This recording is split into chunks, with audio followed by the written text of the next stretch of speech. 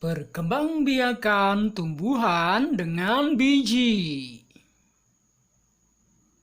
Sebagian besar tumbuhan berkembang biak dengan biji. Tumbuhan dewasa akan berbunga dan menghasilkan buah. Di dalam buah terdapat biji. Biji berkembang menjadi tanaman baru. Tanaman baru tumbuh menjadi dewasa dan berbuah. Perputaran tahapan perkembangan tersebut membentuk sebuah siklus atau daur hidup.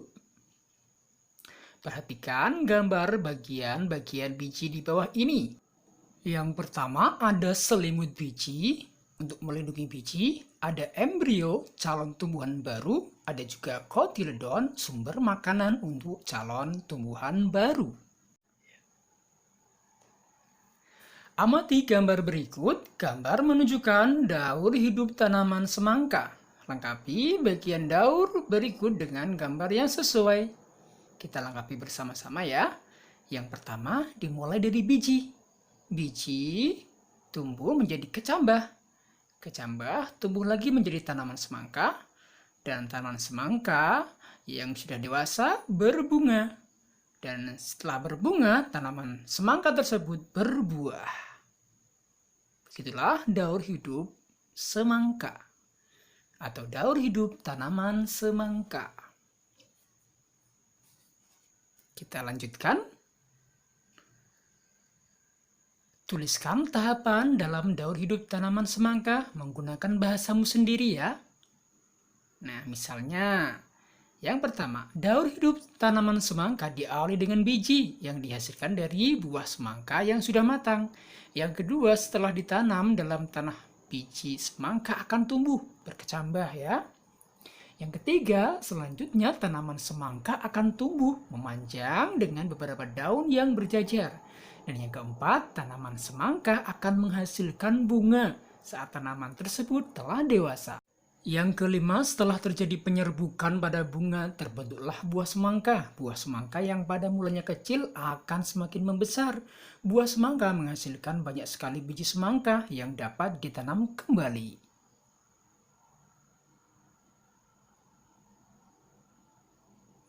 Nah, ini contoh daun cocor bebek dan pohon pisang ya. Berkembang biak dengan apa? Ya, dengan tunas. Perkembangbiakan tumbuhan dengan tunas. Selain dengan biji, tumbuhan berkembang biak dengan tunas. Tunas adalah anakan yang tumbuh di dekat tumbuhan induknya. Ada juga tunas yang tumbuh di daun induk. Contohnya tanaman cocor bebek. Salah satu contoh tumbuhan yang bertunas adalah pisang dan cocor bebek. Tunas pisang tumbuh dari batang yang ada di dalam tanah. Tunas pisang tumbuh menjadi tumbuhan baru di sekitar induknya. Tumbuhan cocor bebek berkembang biak dengan tunas daun. Tunas cocor bebek tumbuh di tepi daun. Gambar tersebut adalah gambar pohon bambu, cocor bebek, dan pohon pisang. Pohon bambu juga berkembang biak dengan tunas. Anakan pohon bambu akan tumbuh di dekat tumbuhan induknya. Batang pohon bambu banyak manfaatnya. Salah satu manfaatnya digunakan untuk bermain, ya. Ikuti tahapan bermain sesuai gambar. Buatlah kelompok-kelompok yang terdiri atas 5 orang pemain. Bisa dipraktekkan di rumah ya. Seorang pemain akan bertugas melompat. 4 pemain lainnya bertugas memegang batang bambu.